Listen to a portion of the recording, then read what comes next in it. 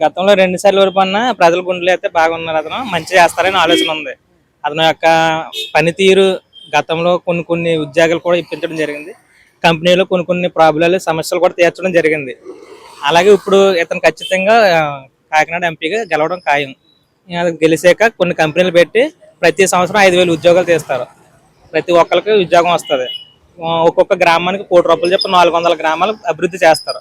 ఖచ్చితంగా ఇది ఒక కాకినాడ అన్నదే ఒక స్టేట్ ఎలాగ ఉంటుందో ఆ టైప్లో ఉంటుంది అన్నమాట.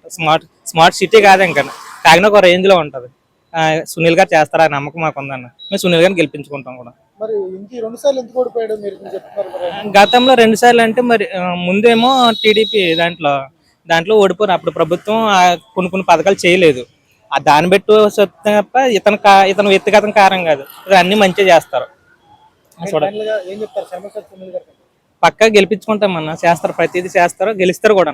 2 లక్షల మెజారిటీతో గెలుస్తారు కాకినాడ ఎంపీగా.